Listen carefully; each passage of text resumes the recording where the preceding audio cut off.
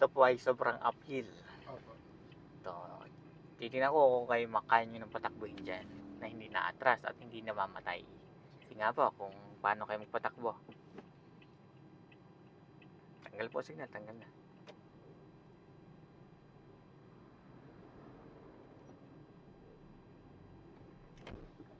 So, ano pong nangyari?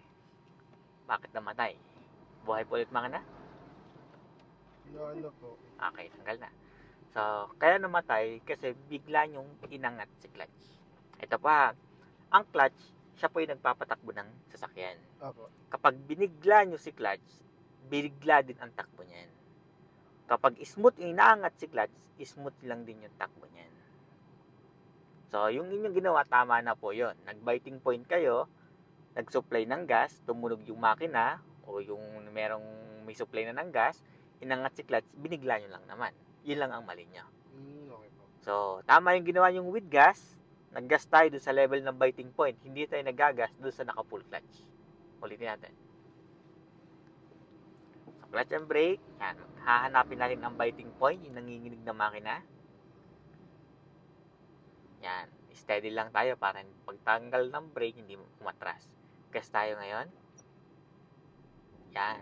Si clutch, angat dahan-dahan. Natuloy-tuloy ang gas. Okay. Hindi nyo tatanggalin si gas. Yung tunog naman, mawawala yung tunog na yun habang inaangat na si clutch. Buhay ang makina.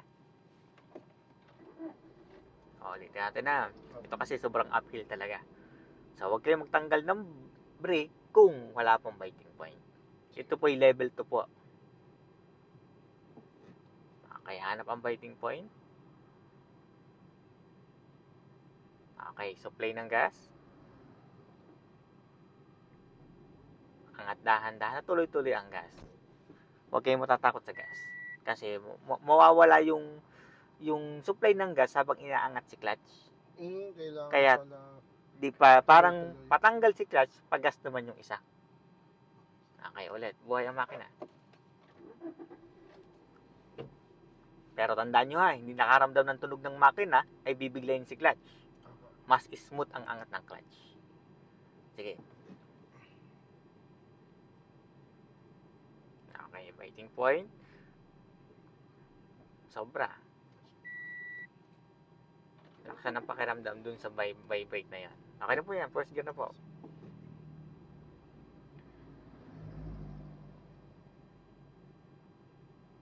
Okay, steady dyan. Gas na po tayo. Pag may tumunog, dahan-dahan, tuloy-tuloy ang gas. Huwag kayong matakot sa gas.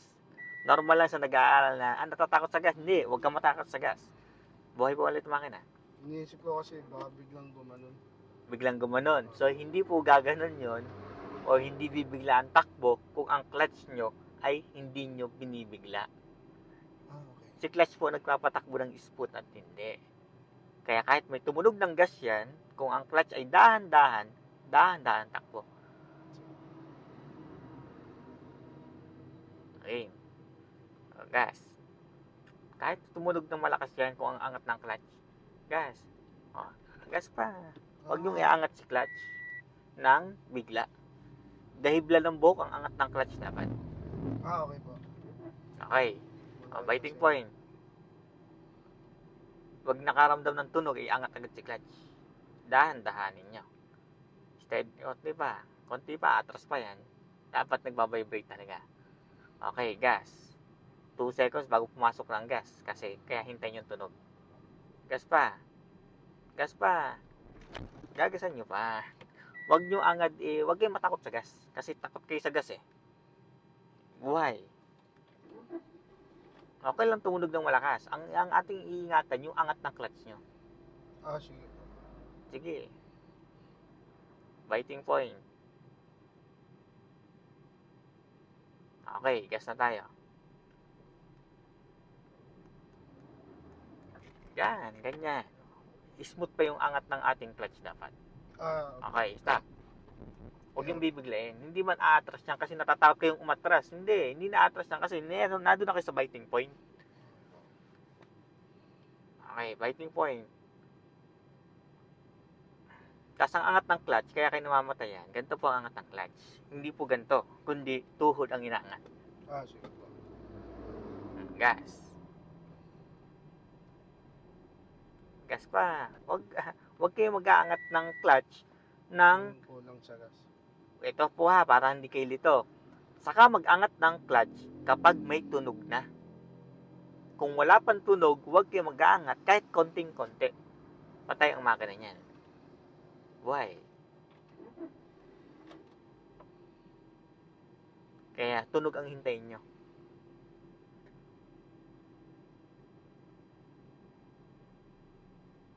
Okay, steady mo nyo na. Steady mo na dyan. Huwag yung tatanggalin po yan ha. O, gas na po tayo. Gas. Gas pa, gas pa, gas pa. O, gas. Diyan, dahan, dahan. Iaangat si clutch. Tuloy-tuloy ang gas. Okay, stop ulit. Forward.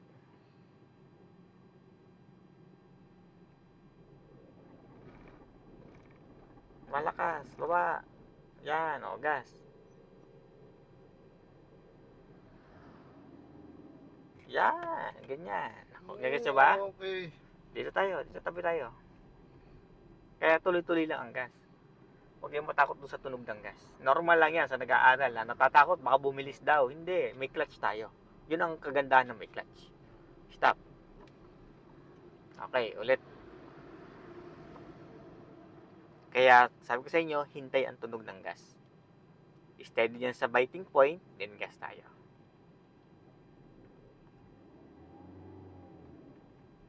Natuloy-tuloy ang gas pa rin. Nawawala pa rin ang gas. Stop tayo ulit. Kung nakukuha nyo na, basta huwag matakot sa gas, yun nga po yung kailangan natin. Yung gas na yun, yung tunog ng makina bago iangat si clutch.